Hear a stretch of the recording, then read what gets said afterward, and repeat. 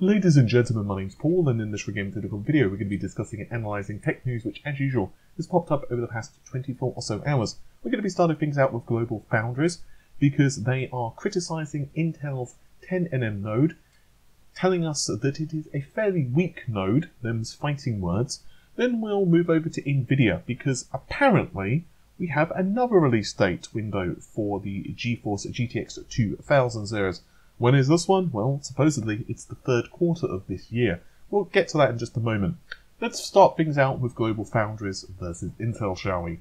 It's been rather fascinating because GlobalFoundries has been one of the companies that Intel have been targeting with the node naming scheme issue, which I'll get to in just a second. But let's face it, companies do tend to hit back. And in this instance, they've hit back with an Cannonlake interview. Where the CTO Gary Patton had this to say: "You saw 20nm ended up being a very weak node.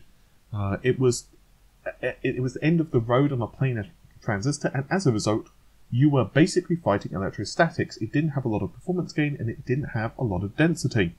The same thing has happened with 10nm. I mean, if you look at the scaling and the performance, it's a very weak node. We want to focus on nodes that will give a very strong value proposition. So we're focusing very hard on 7nm and making sure that customers jump from 14nm to 7nm, but we're giving a really significant improvement." Now, Intel have actually criticised the industry as a whole, and there was actually a piece that was released back in March of last year, so 2017, and the headline was: "The industry needs a standardised density metric to show where a process stands in relation to Moore's law curve." Moore's law, the article begins, as stated by our co-founder over half a century ago, refers to the doubling of transistors on a chip with each process generation. Historically, the industry has been following this law and has named each successive process node approximately 0.7 times smaller than the previous one, a linear scaling that implies a doubling of density. Thus, there was a 90nm, a 65nm, a 45nm, 32nm, and each enabling the package of twice the number of transistors in each area than was possible in the previous node. But recently, perhaps because some of the increasing difficulty of further scaling, some companies have abandoned this rule, yet continue to advance node names, even in cases where there's minimal or no density increase. The result is that names have become a poor indicator of where a process stands on Moore's law curve.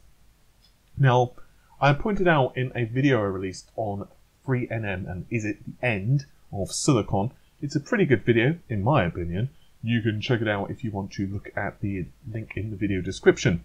And as I pointed out in that video, one of the issues we're having in the industry is that you can basically measure things multiple different ways when it comes to transistors.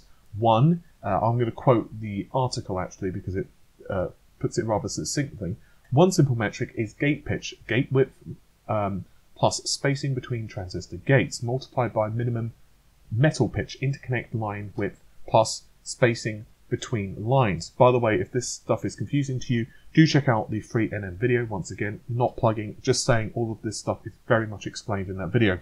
Another metric, gate pitch multiplied by logic height, is a step in the right direction with regards to efficiency, but neither of these take into account some second-order design rules, and both are not true measures of actual achieved density because they make no further attempt to account for different types of logic cells in the designer's library. If you want the TLDR of what all of this means, essentially Intel are accusing companies like GlobalFoundries, hey, you're not really making that much of a big deal with your new process. It's not like it's going to make waves in the industry. Really, the density isn't that much better than the previous generation. However, according to Mr. Patton and GlobalFoundries, and I quote, "Our customers know the difference. They get our design kit, they can lay out circuits, they know how dense they are. There's no confusion about where our node is." Rather interestingly, there was another leak/confirmation that Intel's 10nm process is not doing as well as perhaps the company would like you to believe. At the International Solid State Circuit Conference, ISSCC, an Intel engineer confirmed that, quote, within 15% of the smallest reported 7nm cell is how far they are behind in the 10nm process in comparison to the competition, which would be Samsung, TSMC and GlobalFoundries.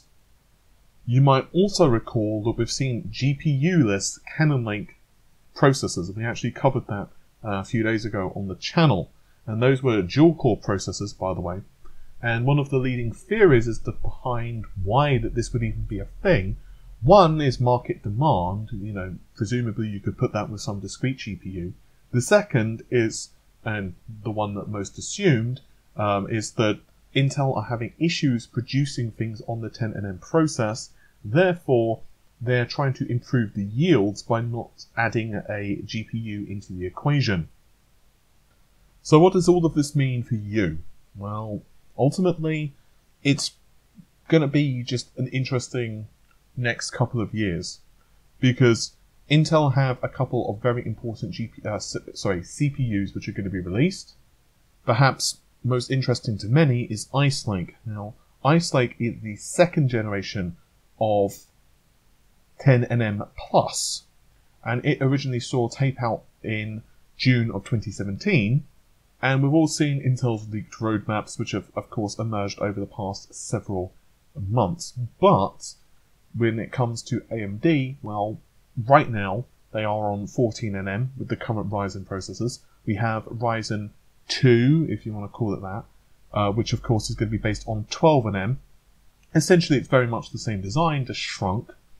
And then we have whatever it's going to be called. We're assuming it's going to be Ryzen 3000. Really, it's Zen, then Zen Plus, which is the shrink, and then it's Zen 2. So, to be honest, AMD kind of got the official PR names wrong in that respect, at least in comparison to the internal code names, or you could say the internal code names were wrong compared to the official desktop names, whatever way you want to look at it. But Ryzen 2 is going to have some substantial architecture changes, at least that's according to the rumours, but also be built on a 7nm process, so we can presume at least that there should be a lot of room for improvement. And finally, let's discuss Nvidia, shall we? There has been an awful lot of rumours concerning the release date of the new GeForce series, and what it's even going to be called. Some people are saying Volta, some folks are calling it Ampere, but either way you look at it, it's going to be a very interesting launch and see what Nvidia are actually doing with this card, whether it is based upon Volta, whether it's an entirely new design, but we've discussed that all before. What about the release date? Well, there's a rather interesting hint which has popped up on Massdrop, and this is from the buying manager, B. Hutch, and this is on a thread on GPU pricing. He begins by saying that while Nvidia was here, they also let us know that pricing in the market will continue to go through Q3 of this year, most likely before we start seeing any type of release. So unfortunately, end to this is not right now, and we have not seen the worst of it. Now, admittedly, those comments are somewhat ambiguous. So why can you take them? Well, there's a couple of different reasons. The first is that various companies are telling us that they will be increasing memory production over the next year or two. AMD have told us that they expect memory shortages to carry on throughout the year, but Nvidia haven't really commented on the issue. There were rumours that told us that Nvidia were going to launch cards back in around the very start of the month.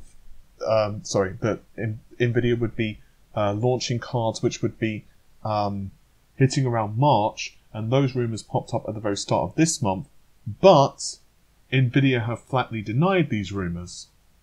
So essentially, if you look at the story from a very simplistic point of view, there's one of a couple of different options. The first is that Nvidia feel that the cryptocurrency market is going to crash, and I don't personally feel that this is the case. It would be a very random prediction for them to say until the third quarter of this year. They would have been a bit more vague on that. I would have made an assumption. There were rumours telling us from 3D Center that Nvidia have cut production on the GP102 products back in November, Now, if you choose to believe that, that would certainly tell us that there's only a finite supply remaining of those cards, but whether you believe those or not is totally down to you, honestly.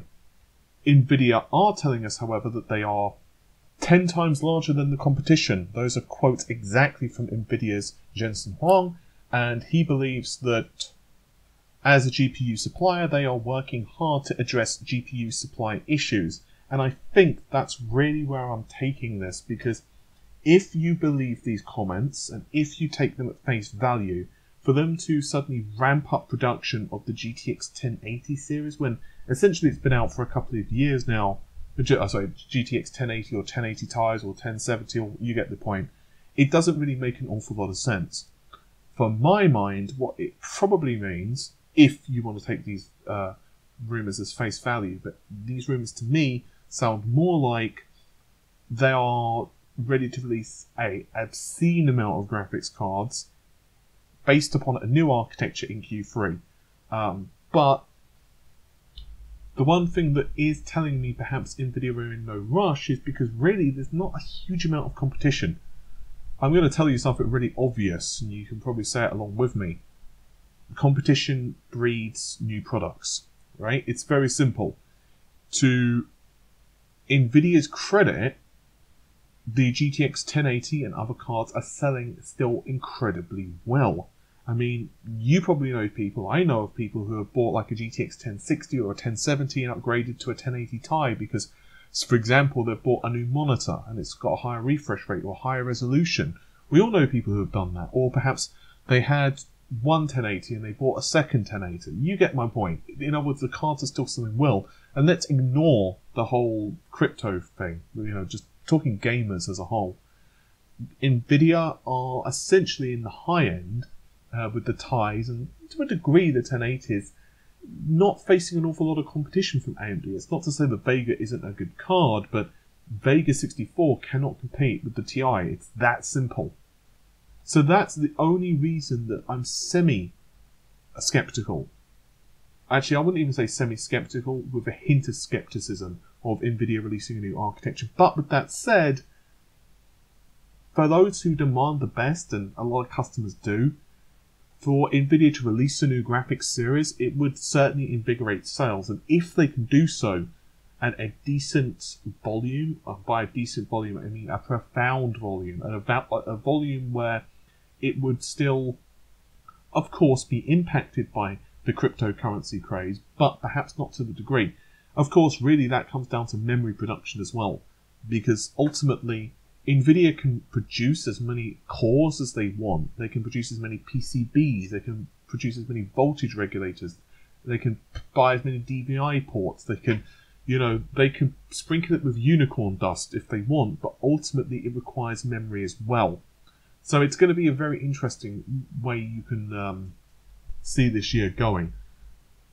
I guess the most frustrating thing, without any question in my mind, the most frustrating thing right now is, should you buy a 1080 or perhaps a more expensive card when ultimately in a couple of weeks' time you could see the headline, Nvidia confirm release date in, just for the sake of argument, May or July of the new cards, and you might be a bit upset if that happened, and to be honest I wouldn't blame you. Well, ultimately it's down to you. I don't know. I personally feel that the new series will launch this year. I don't know if they're going to be able to solve the memory crisis, which is the main reason I have some levels of doubt that you can attribute these comments directly to a new architecture launch. Instead, personally, I feel that these comments are more likely related to perhaps better supply of memory, but maybe that would be like the introduction of GDDR6 or Micron and other companies increasing production. But unfortunately, it's such an ambiguous comment, it's very difficult to know.